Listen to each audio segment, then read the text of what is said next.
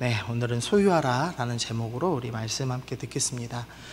우리가 지금 광야 생활에서의 이제 반역 시리즈 우리가 지난주부터 살펴보고 있는데요. 우리가 먼저는 지금 정탐꾼 사건 제일 처음 봤고요. 그 다음에 우리가 지난주에는 이제 1번, 2번, 7번 봤습니다. 다베랴에 있었던 원망 사건, 그리고 기브롯 핫다와 있었던 또 음식에 대한 불평 사건, 그리고 노뱀 사건을 살펴보면서 지난주에 전반적으로 이 반역 사건의 결론을 좀 내렸습니다.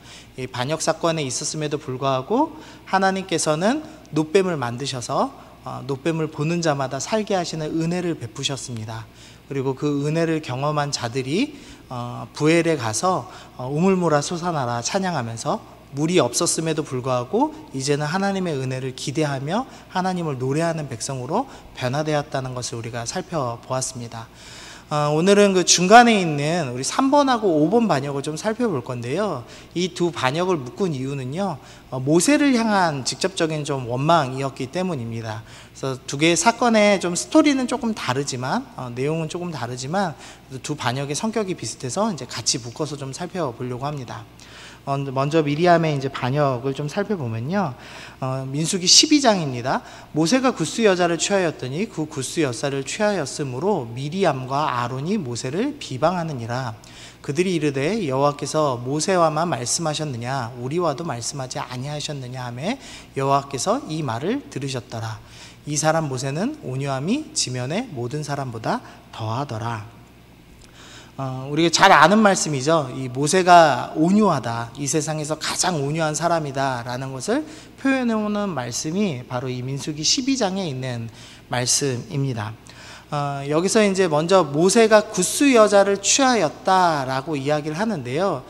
두 가지 이제 해석이 있습니다. 하나는 모세가 원래는 이제 십보라와 결혼을 했죠.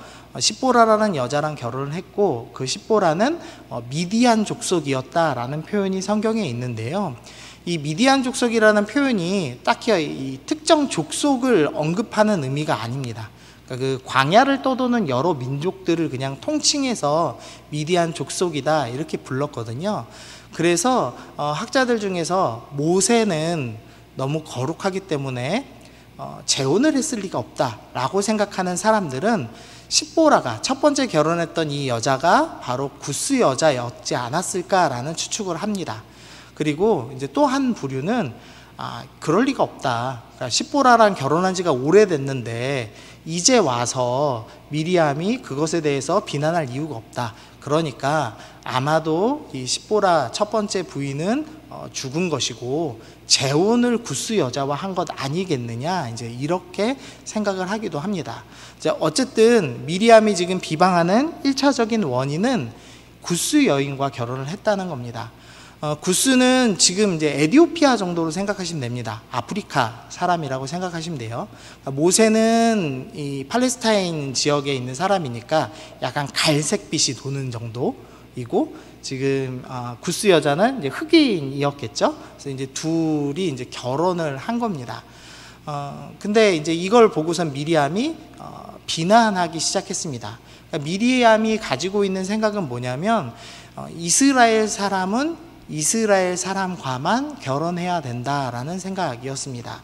이제 우리가 민족주의라고 표현을 하죠. 같은 민족끼리 결혼해야 되는. 이 민족주의 하면은 이제 보통 대표자가 죄송합니다. 벌레가 지금 입으로 들어오려고 그래서 요새 파리도 있고 벌레가 많네요. 이 민족주의의 이제 대표적인 사람이 히틀러죠. 이제 독일의 게르만 민족만 우월하고 열등한 민족들하고 섞이면 안 된다. 이런 식의 이제 주장을 했습니다. 지금 저 사진 잘 보이실지 모르겠는데요. 미사일이 지금 떨어지는 장면인데요. 지금 이스라엘 사람들이 팔레스타인 지역에 성경으로 따지면 가나안 지역에 미사일 공격을 가끔씩 합니다. 그 장면이 기록되어 있는 건데요. 이것도 사실은 뭐 약간의 이제 시오니즘이라고 부르는데, 이스라엘 사람들이 이제 자국 그리고 자기 민족만 더 우월하다라고 생각하는 이제 그런 생각이라고 할 수가 있겠습니다. 당시 사상으로 놓고 보면 미리암의 생각이 전혀 이상한 생각이 아니었습니다. 당시에는 민족끼리 결혼하는 것이, 우리 민족이 혈통을 보존하는 것이 너무나 당연한 생각이었고, 심지어 지금 기원전 이제 1400년대경인데 이제 AD 그러니까 기원 후 시대까지도 이 민족주의는 성행했던 생각이었습니다. 이집트에 있던 왕족들은 자기 혈통끼리만 결혼을 했죠. 그래서 갑자기 이름이 생각이 안 나요. 클레오파트라? 네, 그 사람도 동생과 결혼해요. 이집트에 있는 여왕이. 그러니까 그런 민족주의가 너무 당연한 생각이었습니다. 이 미리암이 이런 생각을 했는데 하나님께서는 지금 이것에 대해서 싫어하시고 있다는 것을 좀 확인해 볼 수가 있습니다. 두 번째로 미리암이 우리와도 말씀하신다라는 표현을 합니다. 모세가 지금 아주 독보적인 위치에 서 있습니다. 지금 대제사장을 가르치는 위치. 성경에서 명확하게 단어로 설명하고 있지는 않지만 제사장을 가르치는 왕과 선지자와 제사장이라는 가장 중요한 삼중직을 모두 소유한 몇 안 되는 사람으로 소개를 합니다. 구약 성경에는 모세가 삼중직을 소유하고 있고요. 그 다음에 시대를 바꿨던 사무엘 선지자가 또 왕과 선지자와 제사장 이 삼중직을 다 가진 유일한 이 두 명의 사람으로 지금 소개를 하고 있는데요. 이 미리암도 성경에는 여선지자라고 표현을 합니다. 그리고 지금 미리암을 따라서 아론이 같이 왔는데 아론은 초대 대제사장이죠. 그러니까 미리암이 우리에게도 하나님께서 말씀하신다. 나도 여선지자여서 하나님의 말씀을 듣고 있다. 그러니까 네가 다른 민족과 결혼하는 것은 옳지 않다라는 것을 지금 주장을 하고 있습니다. 그러자 하나님께서 이렇게 말씀하세요. 내 말을 들으라. 너희 중에 선지자가 있으면 나 여호와가 환상으로 나를 그에게 알리기도 하고 꿈으로 그에게 말하기도 하거니와 내 종 모세와는 그렇지 않다. 하나님께서 무슨 말씀하시냐면 그래 미리암 네가 선지자가 분명히 맞다. 그러나 내가 너에게 이야기하는 것은 환상이나 꿈을 통해서 간접적으로 이야기하지만 모세는 그렇지 않고 직접 얼굴과 얼굴을 맞대어서 이야기하는 사람이다 라는 것에 대해서 이야기를 합니다. 그러니까 지금 두 가지로 공격을 했는데 하나님께서 이 두 가지를 다 싫어하셨습니다. 그러면서 모세는 좀 더 특별한 존재다 라는 설명을 하신 거예요. 그러면서 이제 3절에서 이 사람 모세는 온유함이 지면의 모든 사람보다 더한다 라는 표현을 합니다. 이 원어를 보면은요 온유함이라는 단어가 연약하고 착취당한다 라는 의미를 갖고 있습니다. 그래서 학자들 사이에서는 온유함으로 번역해야 된다. 그러니까 연약하고 착취당함에도 불구하고 끝까지 참는 사람으로 등장하기 때문에 이것은 이제 온유함으로 번역하는 게 맞다. 이렇게 생각하는 사람들도 있고 아니다. 직역해서 비참함으로 해석해야 된다라는 사람도 있어요. 그러니까 비참함이라고 해석을 한다면 모세는 얼마나 비참했냐면 가장 가까운 가족 미리암 누나인 미리암과 형인 아론에게까지 공격을 받았고 또 유일한 동역자라고 할 수 있는 당시 시대에 유일하게 선지자로 설명되는 미리암과 대제사장까지도 모세를 공격할 만큼 모세의 인생은 참 비참했습니다 라고 해석할 수도 있는 거죠. 근데 그럼에도 불구하고 모세는 끝까지 하나님을 봤습니다. 지금 이런 의미로 지금 기록을 해놓은 겁니다. 그러니까 비참함으로 해석하든 온유함으로 해석하든 어쨌든 모세는 끝까지 견뎠고 하나님 앞에 충성한 사람으로서 자신의 성품을 온화하게 단련한 사람으로서 등장을 하고 있습니다. 우리가 보통 공격을 당할 때 가장 가까운 사람들한테 공격당할 때 가장 비참하고 가장 아프고 힘들죠. 근데 모세는 지금 하나님 앞에서 그것을 견뎌내고 있다. 그래서 온유한 사람이다 라는 평가를 받고 있습니다. 이 결과만 좀 살펴보면은요 구름이 장막 위에서 떠나갔다라는 좀 독특한 표현을 합니다. 구름은 임재의 상징이죠. 하나님이 우리와 함께 계신다는 상징이었는데 미리암이 이 이야기를 하자 하나님께서 지금 떠나버리시는 무서운 지금 형벌을 내리고 계십니다. 그러니까 하나님을 모르는 사람들은 구름이 왔다 갔나 보네 이 정도 생각할 수 있지만 선지자였던 미리암과 대제사장이었던 아론에게는 하나님이 우리를 버리셨구나 라고 생각할 만큼 매우 충격적인 장면이라고 할 수 있습니다.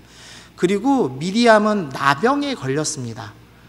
하나님의 저주받은 사람들만 나병에 걸린다 이제 이런 속설을 구약 사람들이 갖고 있었는데 미리암이 나병을 당함으로써 미리암의 발언이 분명히 잘못되었다라는 것을 하나님께서 확인시켜 주십니다.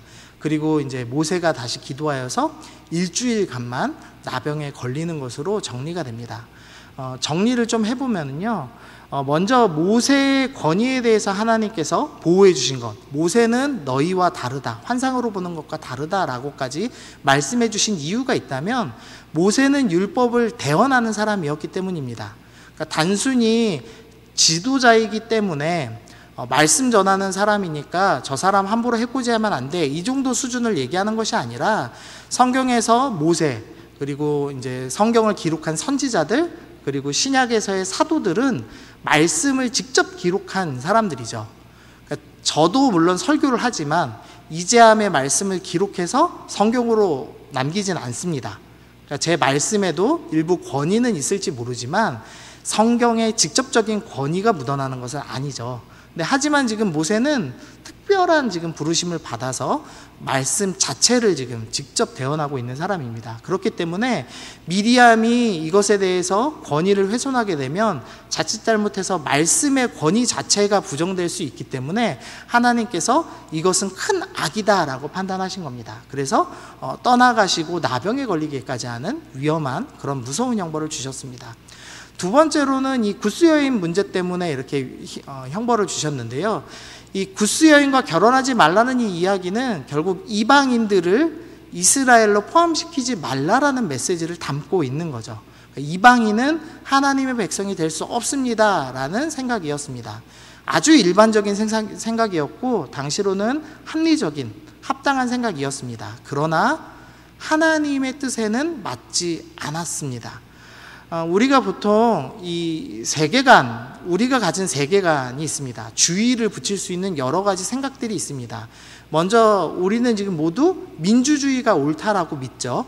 그래서 우리가 교회에서 리더를 뽑을 때도, 우리가 장로님을 뽑을 때도, 권사님을 뽑을 때도, 우리가 청년부 회장을 뽑을 때도 민주주의로 다수가 더 많은 선택한 것이 옳다라고 결정을 합니다.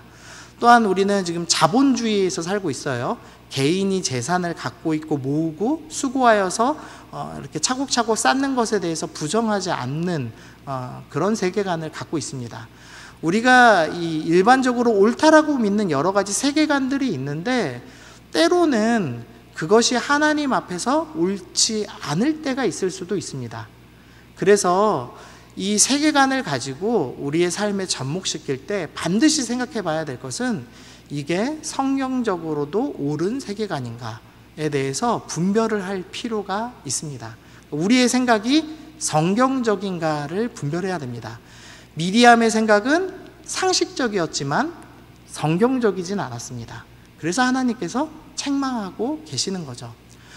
우리가 민주주의가 옳다고 믿지만 하나님의 결정이 다수의 의견과 다를 때가 많았습니다. 지금 광야의 백성들은 이 물과 만나가 주어지는 것, 메추라기가 주어지는 것으로 부족하다라고 생각하고 원망했죠. 그러나 하나님께서는 어느 민족도 누려보지 못한 풍족함이라고 생각을 하셨습니다. 그래서 이 불평에 대해서 벌을 주셨습니다. 우리가 하나님 말씀이 다수의 원칙에 틀릴 때가 있습니다. 또 자본주의와 좀 다를 때가 있어요. 자본주의는 스스로의 능력으로 채워내라고 이야기하는데 하나님께서는 우리가 가진 것을 나누어 주라고 이야기를 하십니다. 그런 면에서는 또 자본주의와 다르죠. 또 반대로 자본주의와 반대다 그러면 공산주의인데 우리는 모든 것을 똑같이 나눠 쓰느냐? 그렇지 않습니다. 성경에서는 분명하게 하나님께 축복받아서 부를 쌓을 수 있는 사람들이 있다라고 이야기하고 욥 같은 사람들이 대표적으로 부자인 사람으로 등장하죠. 또 신약에서도 아리마대 요셉 같은 사람들이 자신이 부자이고 그 부를 사용하여서 예수님을 섬긴 사람으로 소개가 됩니다. 그래서 부를 쌓는 것이 또 반드시 성경적이지 않다라고 설명하지도 않습니다. 그래서 우리는 늘 성경의 가치관, 성경이 이야기하는 세계관이 무엇인지에 대해서 생각을 해봐야 될 것 같습니다. 그리고 나서 15장에서요 제사를 설명합니다. 13장, 14장은 우리가 봤습니다. 정탐꾼 사건이 등장을 하죠. 이 이스라엘 백성들이 하나님의 뜻에 따라서 이제 정복을 하면 되었는데 정탐꾼들이 갔다 와서 우리는 메뚜기입니다. 우리는 정복할 수 없습니다. 라고 이야기를 하여서 하나님께서 주신 사명을 거부했습니다. 그래서 벌로 40일 동안 광야에서 떠돌게 하셨습니다. 그리고 나서 첫 번째로 주어지는 말씀이 15장 말씀입니다. 이스라엘 백성이 사명 포기하여서 광야를 40년간 뱅뱅 돌아야 된다는 게 결정난 뒤에 주어진 처음 말씀입니다. 이 처음 말씀이요, 여호와께 드리는 제물, 제사에 대한 이야기가 나오고, 그 다음에 안식일에 일한 사람을 돌로 쳐 죽이는 스토리가 나오고, 그 다음에 옷단 귀에다가 다는 솔, 이거 이따가 설명드릴게요. 옷에다가 이렇게 뭔가를 다는 스토리에 대해서 지금 설명을 하는데요. 15장 2절 말씀 먼저 보면요, 이스라엘 자손에게 말하여 그들에게 이르라. 너희는 내가 주어 살게 한 땅에 들어가서 여호와께 화제나 번제나 서원을 갚는 제사나 낙헌제나 정한 절기제나 소와 양을 여호와께 향기롭게 드릴 때, 지금 이 15장에 나온 제사는 언제 드리는 제사라고 설명이 되어 있냐면, 너희는 내가 주어 살 땅에 들어가서 드릴 제사다 라고 설명합니다. 지금 광야에서는 드릴 수 없는 제사이고, 약속의 땅인 가나안 땅에 들어가서 드릴 제사입니다. 즉 정탐꾼 사건 이후에 40년 뒤에나 드릴 수 있는 제사에 대해서 하나님께서 갑자기 설명하시기 시작한 겁니다. 그러니까 이게 하나님 관점에서 이렇게 위로하시는 겁니다. 너희가 지금 믿음이 없어서 두려움에 빠져서 사명을 이루지 못하고 있다고 해서 형벌을 당하고 있지만, 그렇다고 해서 내 약속이 취소된 것은 아니다.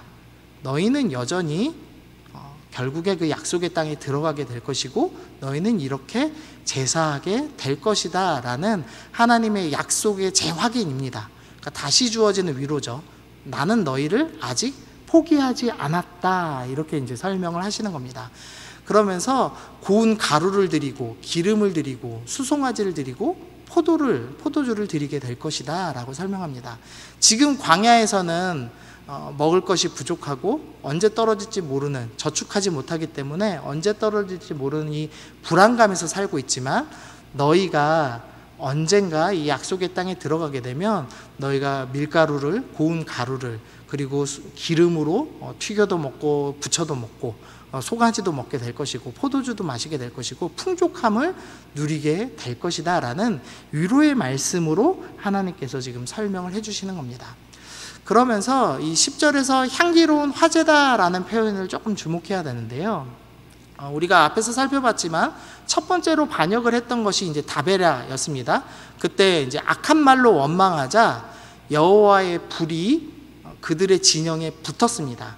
이스라엘 백성을 설명하면 이렇게 설명할 수 있는데요, 불에 태워져서 마땅한 백성이라고 설명할 수 있습니다. 그런데 불에 태워져야 할 백성들이 태워짐 받지 않고 불로 하나님께 제물을 드리는, 그러니까 화제, 불로 제사를 드리는 사람으로 바뀔 것이다 라고 지금 설명을 하는 겁니다. 두 번째로는 이 기브롯 핫다와에서 이 음식에 대해서 불평을 하죠. 근데 거기서 10절에 보니까 여호와의 진노가 심히 크다라는 표현을 씁니다. 근데 여기 진노라는 표현의 원어가요, 여호와의 코가 분노로 이글거렸다라는 표현입니다. 그러니까 원어의 의미를 살린다면 악취가 진동했다, 악취가 진동해서 하나님의 코를 건드렸다, 이렇게 생각하시면 돼요. 그러니까 이스라엘 백성들은 어떤 백성이냐, 죄가 너무 가득하여서 냄새나는, 더러운 냄새나는 민족입니다. 그런데 하나님께서 그 민족을 바꾸셔서 향기로운 제물을 드리는 백성으로 바꿔주실 겁니다 라고 지금 말씀하는 겁니다. 그래서 원망에 불타야 될 백성들이 불로 제사를 드리게 될 것이고, 악취가 나던 백성들이 향기로운 제물을 하나님 앞에 드리는 사람으로 바뀌게 될 것입니다 라는 소망의 의미를 가지고 하나님께서 지금 이 제사에 대해서 설명을 해주신 겁니다. 그러니까 조금만 이 의미를 알고 있는 이스라엘 백성이라면, 하나님께서는 우리를 포기하지 않으셨구나, 불에 타 죽어야 되고 냄새가 나는 나를 여전히 향기롭게 받으시겠다고 말씀해 주시는구나 라는 위로와 격려와 소망의 말씀으로 받아들였을 겁니다. 뿐만 아니라 14절에 보니까 너희 중에 거로하는 타국인이나 너희 중에 대대로 있는 자나 누구든지 여호와께 향기로운 화제를 드릴 때에는 너희가 하는 대로 그도 그리할 것이라. 그러니까 타국민, 이방인일지라도 하나님을 함께 예배하기 원하는 사람들은 그렇게 해도 좋다라고 말씀하셨습니다. 그러니까 이 앞에 있던 이 미리암 스토리와 이어지죠. 이방인일지라도 하나님을 섬기기로 결정한다면 누구나 예배 드릴 수 있다라는 메시지를 지금 반복해서 지금 설명을 하고 계십니다. 그리고서 이제 안식일에 나무 한 이야기를 좀 보죠. 이스라엘 자손이 광야에 거류할 때 안식일에 어떤 사람이 나무하는 것을 발견했습니다. 그랬는데 이제 어떻게 처리해야 될지 못해서 잡아놓고 모세한테 물어봅니다. 그랬더니 35절에서 하나님께서 모세에게 이르시되 그 사람을 반드시 죽일지니 온 회중이 진영 밖에서 돌로 그를 칠지니라. 안식일에 나무한 사람을 돌로 쳐 죽이는 스토리가 지금 진행이 되고 있어요. 그리고 나서 38절에서는 이스라엘 자손에게 명령하여 대대로 그들의 옷 귀에 술을 만들어서 달아라 라는 이제 말씀을 합니다. 술이 어떤 거냐면요, 이제 사진이 좀 보이실지 모르겠습니다. 이 이스라엘 사람들 보니까 지금 이 옷 끝쪽에 이렇게 길게 늘어진 하얀색 줄 보이세요? 이게 지금 옷단 끝에 단 술입니다. 그래서 이 옷 끝에다가 보통 이렇게 주렁주렁 이렇게 무언가 헝겊을 달고 있는데요. 이걸 술이라고 그러는데, 지금 하나님께서 이스라엘 백성들은 청색으로 이 끝에다가 술을 달아라 라고 지금 말씀을 하고 계십니다. 지금 이상한 명령을 하시는 거예요. 40년간의 형벌을 받고 있는 사람들한테 제사를 설명하시고 안식일에 일을 하면 죽는다라는 것을 직접 확인시켜 주시고 그 다음에 소매에다 술을 달아라 라는 이제 이상한 메시지를 전해 주시는 거죠. 먼저 이 술은 청색으로 지금 염색을 하라고 하셨는데요. 이 여기서 설명하는 청색은요, 이 가나안 등지에 살고 있는 달팽이에게서 추출되는 염료라고 합니다. 근데 달팽이 12,000마리를 잡아야지만 1.4g이 추출된다고 해요. 그러니까 어마어마하게 비싼 염료입니다. 그래서 보통은 왕들이 입는 의복에 사용되는 색이었습니다. 그리고 이제 이스라엘 민족으로 따지면 성막에서도 가장 귀한 물건을 이동할 때 그때 이제 감싸는 보자기에 사용되는 색이었고, 또 이제 제사장의 옷, 그다음에 대제사장이 이 앞에 하고 있는 흉패라는 게 있었어요. 가슴에다가 이 다는 패, 거기에 들어가는 색으로 사용되는 염료였습니다. 그런데 그 귀중한 색을 이스라엘 백성 모두가 여기에 달아라 라고 설명을 하고 있는 겁니다. 그러니까 이런 의미라고 할 수 있겠죠. 너희는 이 세상의 왕들이 쓰는 색을 쓰는 만큼 너희는 귀중한 사람들이다 라는 것을 설명해 주시는 것이고, 또한 동시에 이스라엘 대제사장이 쓰는 색인 만큼 너희도 제사장과 같은 존재다라는 것을 하나님께서 눈으로 직접 확인시켜 주고 싶으셨습니다. 이 당시 이스라엘 백성들은 성경이 없었으니까 날마다 이 청색으로 염색된 이 술을 보면서 맞아, 나는 왕처럼 귀한 존재야. 맞아, 나는 제사장과 같은 존재야 라는 것을 확인시켜주는 상징이었다는 겁니다. 이스라엘 백성이 출애굽하고 나서 시내산에서 하나님과 결혼식을 했습니다. 언약을 맺었죠. 시내산 언약이라고도 부르고 결혼 언약이라도 부르는 그 장면, 그 19장 말씀에서 내가 너희에 대하여 제사장 나라가 되게 하겠다라고 주님께서 말씀하셨습니다. 이스라엘 백성들이 자꾸 놓쳐요. 사명이 무엇입니까? 그러면은 가나안 땅 정복하는 것입니다 라고 착각합니다. 그리고 지금 가나안 땅을 정복 못했기 때문에 실패했다고 여기는 겁니다. 그런데 아니야, 너희의 사명은 땅 정복하는 게 아니야. 땅 정복하는 것은 하나의 과정이고 너희의 진정한 사명은 제사장 나라가 되는 것이다. 너희가 제사장 나라가 되어서 하나님을 바르게 섬기고, 그 다음에 세상 사람들이 어떻게 하나님을 섬겨야 될지, 타국인들이 어떻게 하나님을 예배해야 될지 물어볼 때 그것을 가르쳐주는 사명을 가진 자, 즉 복의 통로의 사명을 가진 자들이다 라는 것을 하나님께서 설명해주고 싶으신 겁니다. 그래서 너희도 제사장이야 라는 것을 지금 술을 달아서 확인시켜 주시는 거죠. 민수기 18장에도요 이 여호와께서 또 아론에게 이르시되 라고 하면서 아론에게 설명하시면서 내가 이스라엘 자손 중에 내 분기시요 내 기업이다. 레위인에게는 땅을 기업으로 주지 않으셨습니다. 그러면서 하나님께서 뭐라고 말씀하시냐면 너희의 기업은, 너희가 상속받는 것은 땅이 아니라 바로 나다. 내가 너희의 기업이다. 내가 너희의 상속받는 것이다. 내가 너희의 소유이다 라고 말씀을 합니다. 제사장은 세상, 땅을 소유받는 것이 아니라, 땅을 기업으로 받는 것이 아니라 하나님을 기업으로 받는 사람들입니다.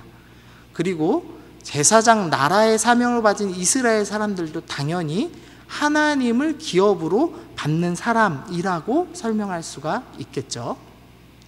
그래서 이렇게 정리해 볼 수 있어요. 제사장은 하나님을 기업으로 받는 사람, 하나님을 소유한 사람이고, 이스라엘 백성은 하나님을 소유한 사람이다 라고 설명할 수가 있겠습니다. 그래서 이 술을 달면서 39절 보니까 이 술은 너희가 보고 여호와의 모든 계명을 기억하고 준행하라고 주는 것이다 라고 설명합니다. 너희가 이 술 보면서 나 제사장 사명 받았지, 나 제사장 나라에 사명 받은 사람이지, 내가 하나님 말씀 기억하고 준행해야 되지 라를 늘 새길 수 있도록 하나님께서 주신 겁니다. 그러니까 이 15장 말씀을 통해서 확인할 수 있는 것은 이 광야 생활 40년 동안 벌을 받으면서 단순히 벌 받는 걸로 시간 보내지 말라는 겁니다. 너희의 사명을 다시 굳건히 세워라. 너희가 왜 정복 못했는지 아느냐? 너희가 너희의 사명을 잊었기 때문이다. 잘못 이해했기 때문이다.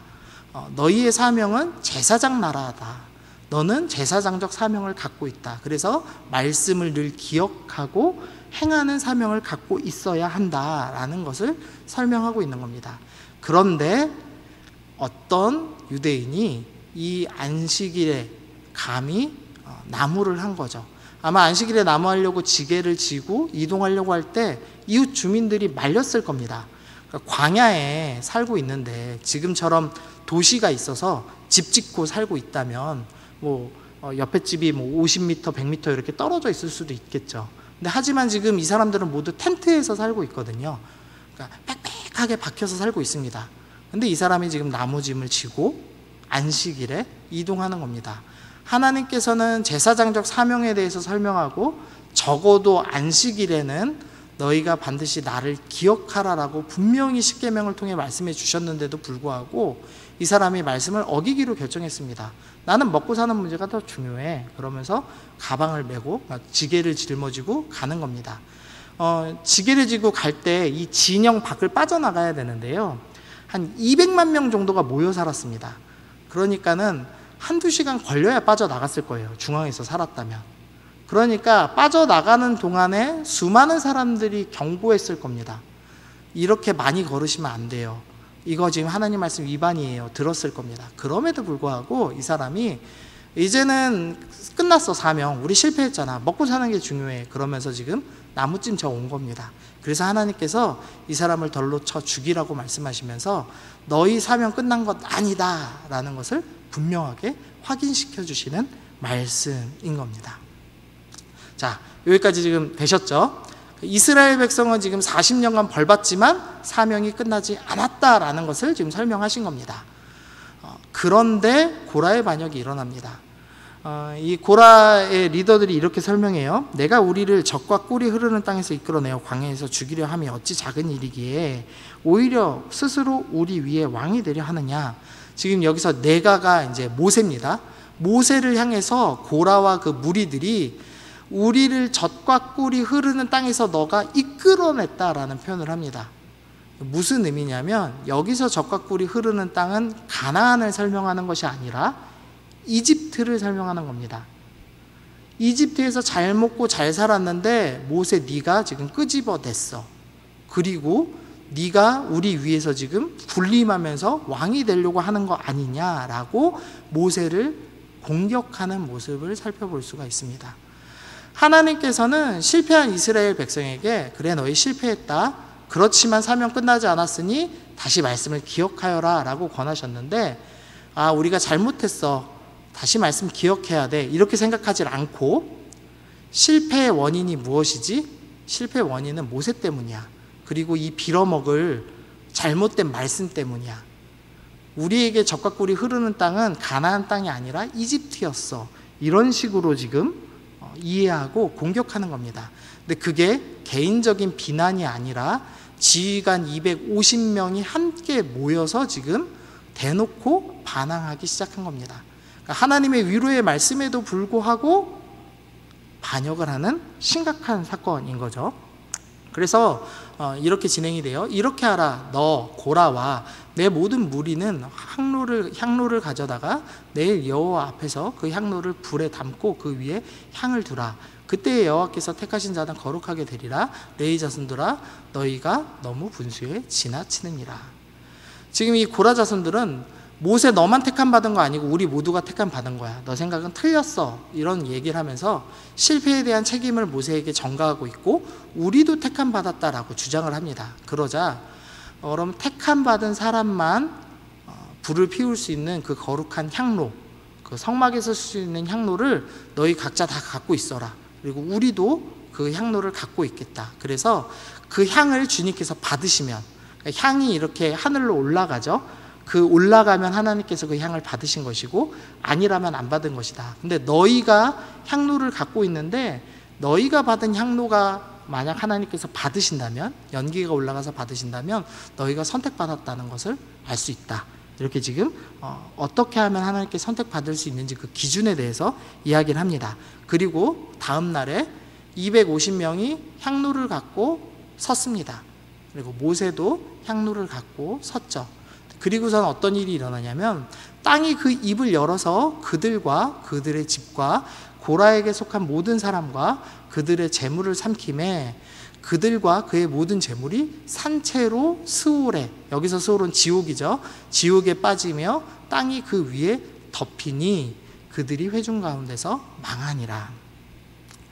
우리가 아까 그 하나님의 진노를 표현하는 원어가 여호와의 코를 찌르는 악취라는 것에 대해서 배웠습니다. 그리고 이 거룩한 향로, 그러니까 성막에다가 왜 향로를 피우냐면 제사장이 아무리 거룩할지라도 분명히 인간이거든요. 그리고 모든 인간은 죄를 짓죠. 그러니까 즉 하나님께서 보실 때는 악취가 나는 사람입니다. 그런데 하나님께서 내가 너 악취는 기억하지 않겠다, 냄새를 맡지 않겠다라는 표현으로 그 악취를 가리기 위해서 거룩한 향을 피우는 겁니다. 그래서 그 향을 받으시면서 그래, 내가 이 사람은 용서해 주기로 결정했지.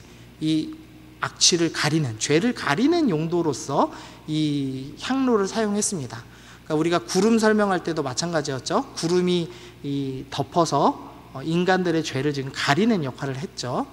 그랬는데 이 고라 자손들이 향로를 들고 있음에도 불구하고 이 거룩한 향으로도 이 사람들의 반역의 죄의 악취는 가려지지가 않은 겁니다. 그러니까 하나님께서 너희의 죄는 너무나 악해서 거룩한 향으로도 가릴 수가 없다. 그러니까 어떻게 한다? 산채로 지옥에다가 내어 던지겠다라는 무서운 말씀을 하고 계시는 거죠. 이 이스라엘 백성이 실패했습니다. 그리고 그 실패에 대해서 어떻게 처리했냐면 하나님께서는 말씀 기억해, 그리고 회복해, 너의 정체성을 다시 기억해야 돼 라고 설명하셨는데 고라와 그 무리들은 실패를 모세에게 전가했습니다. 그러자 하나님께서 그들의 죄는 무엇으로도 가릴 수가 없다, 용서받을 수가 없다 라고 하시면서 지옥에다가 파묻으시는 장면입니다. 다윗 얘기만 좀 하고 마치겠는데요. 다윗 시대에 지금 법궤, 그 성막 안에 있어야 되는 하나님의 언약궤가 블레셋에 갔다가 지금 이방 땅에 있었습니다. 근데 다윗이 왕이 되고 나서 하나님의 법궤가 밖에 있는 것이 너무 마음이 아팠습니다. 그러니까 이스라엘 백성이 지금 실패한 상황이었죠. 하나님의 뜻대로 가나안 땅을 정복하고 가나안 땅에 있던 악한 민족들을 다 내어 쫓고 블레셋을 정복하고 하나님이 말씀하신 대로 제사장 사명 이루었어야 되는데 그렇게 살지 못하고 오히려 언약궤를 뺏기는 수치를 당한 상태였습니다. 근데 다윗은 하나님께서 세우신 왕으로서 이 모든 걸 회복하고 싶었습니다. 그래서 먼저는 정복전쟁을 통해서, 그리고 특별히 상징적인 예루살렘에 있던 여부스 족속들을 쫓아냄으로써 가나안 정복을 회복하는 것에 대해서 상징적으로 설명합니다. 그리고 블레셋과 전쟁에서 이김으로써 이스라엘 백성, 조상들이 했던 그 실패를 회복하는 것을 설명해요. 그 다음 해야 되는 사명, 법궤를 다시 원래대로 모셔오는 일을 하고 싶었습니다. 그래서 지금 무리 3만 명을 모았습니다. 다윗이 즐겨서 하나님을 표현할 때 만군의 여호와, 모든 군대의 하나님이라는 표현을 했습니다. 그래서 이 다윗은 내가 입버릇처럼 이 하나님을 만군, 모든 천사들의, 모든 군사들의 하나님이라고 설명했는데 정말 하나님을 그렇게 대접하면서 모셔오고 싶다. 그런 마음으로 3만 명이나 되는 사람을 모았습니다. 그리고 함께 가서 언약궤를 지금 가져오려고 합니다. 법궤를 가져오려고 합니다. 그런데 이 법궤를 가져올 때 그들이 하나님의 궤를 새 수레에 실었습니다. 법궤를 새 수레에 담았습니다. 근데 원래 법궤는 어떻게 이동해야 되냐면 제사장들이 어깨에다가 직접 메고 이동을 해야 됐습니다. 근데 다윗이 불행히도 이 말씀에 대해서 잘 몰랐습니다. 그리고 심지어 다윗 옆에는 대제사장들이 같이 있었습니다. 그럼에도 불구하고 그도 잘 몰랐던 것 같습니다. 그러니까 하나님 말씀이 너무 희미해진 시대였죠. 그래서 그 사람들도 아무도 조언하지 않아서 다윗이 생각할 때 가장 옳은 방법인 새 수레로, 그 다음에 아름다운 소로 하나님의 법궤를 이동했습니다. 그러자 그 소가 뛰놀고 법궤가 떨어지려고 하고 옆에 있던 우사가 그 법궤를 안 떨어뜨리게 하려고 잡음으로써 죽는 사건이 일어났습니다. 그러니까 즉 하나님 말씀대로 순종하지 않아서 실패한 사건이 일어난 겁니다. 다윗의 입장에서는 엄청난 정치적인 실패인 거죠. 자기가 정치적으로 정당한 왕이라는 것을 입증하기 위해서 조상들이 실패했던 이민족을 쫓아내고 블레셋 정복까지 다 성공했는데도 불구하고 하나님께서 법궤를 못 가져가게 하심으로써 이 사람이 마치 정당하지 못한 것처럼 보이는 일을 지금 행하신 겁니다. 그러니까 다윗 입장에서 얼마나 억울하고 분하겠어요. 나는 하나님한테 제일 좋은 거 하려고 이거 한 건데 라는 생각을 했습니다. 그래서 다윗이 분하였습니다. 화가 났습니다. 분노하였습니다. 실패했기 때문에 화가 난 겁니다. 그런데 이 분노에서 고라와 그의 자손들은 그것을 모세 탓, 하나님 탓했지만 다윗은 선한 의도를 가지고 행동하고 실패했음에도 불구하고 그 분노를 접습니다.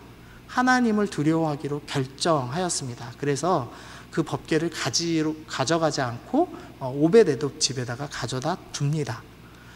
그리고 나서 12절에 어떤 사람이 다윗왕에게 아뢰어 이르되 여호와께서 하나님에게로 말미암아 오벳에돔의 집과 그의 모든 소유에 복을 주셨다 한지라. 하나님께서 복을 주셨다는 걸 확인합니다. 그리고 나서 다윗이 어떻게 하냐면 하나님의 궤를 기쁨으로 메고 옵니다. 즉 다윗은 왜 내가 실패했는지에 대해서 말씀을 연구하기 시작했습니다. 그리고 무엇을 발견했냐면 우리가 하나님의 방법대로 법궤를 옮기지 않았구나 라는 것을 발견했습니다. 그리고 두 번째는 하나님의 방법대로 메고 온 것입니다. 우리가 이 땅 살면서 말씀 몰라서 실패할 때가 있습니다. 우리가 두려워서 실패할 때가 있습니다. 그런데 하나님께서 우리 가운데 괜찮다. 내가 그렇다고 너를 포기하지 않았다. 네가 이전에는 하나님 말씀 잘 몰라서 불에 타 죽어야 되는 사람이었고 너희의 죄가 코를 찌를 만큼 악취가 가득한 백성이었을지 모르겠지만 나는 너를 포기하지 않고 너의 제사를 받을 것이다. 불에 태워져야 될 너희가 불로 제사를 드릴 것이고 악취가 나던 너희가 향기롭게 제물을 드릴 것이다. 그리고 너희는 제사장적 사명을 가진 사람들임을 기억하여서 그 기간 동안에 말씀 연구하고 그대로 준행하는 삶을 살면서 하나님이 무엇을 기뻐하시는지, 하나님께서 무엇을 옳다고 여기시는지 확인하고 그대로 행하는 삶을 살아라. 너희가 제사장적인 하나님의 백성이 되어라 라고 이 광야 생활을 통해서 설명해 주시는 겁니다. 다윗은 실패했지만 말씀을 연구하고 준행하여서 결국엔 하나님께서 기뻐하시는 일을 했습니다. 그래서 법궤를 하나님이 약속하신 그 예루살렘 성 안에 넣었고 하나님과 함께 거하는 백성이 되었습니다. 즉 하나님을 소유하는 백성이 되었습니다. 그러나 이스라엘 백성들은 여전히 그 실패에 대해서 원망함으로써 산채로 지옥에 빠지는 사람들이 되었습니다. 그래서 설명하고 있는 거죠. 너희가 하나님을 소유할 것인가? 아니면 그 실패에 대해서 하나님께 계속 원망하면서 산채로 지옥에 들어가는, 하나님이 견딜 수 없는 악취를 품어내는 사람이 될 것인가에 대해서 비교하고 있습니다. 오늘 말씀 기억하시면서 여러분이 좀 이렇게 좀 기도해 주시면 좋겠어요. 하나님, 내가 말씀 몰라서 좀 실패했습니다. 잘못된 삶을 살기도 했습니다. 그래서 벌받기도 했습니다. 그러나 하나님, 나를 포기하지 않으시고 다시 나의 예배를 받으신다고 약속하시니 감사합니다. 나를 제사장이라고 말씀해 주시면서 네 옷에다가 제사장처럼 똑같은 색을 입히라고, 너는 제사장과 같은 사람이라고 약속해 주시니 감사합니다. 그 놀라운 사랑을 받은 자답게, 값없이 용서받은 사람답게 이제는 말씀 앞에 바로 서겠습니다. 말씀이 무엇이라고 얘기하는지, 나의 생각, 나의 세계관, 나의 가치관을 내려놓고 성경의 가치관대로 나의 삶을 새로 세우겠습니다. 하나님을 소유한 사람답게 살겠습니다. 우리 그렇게 결단하시면서 우리 함께 기도하겠습니다. 기도하겠습니다.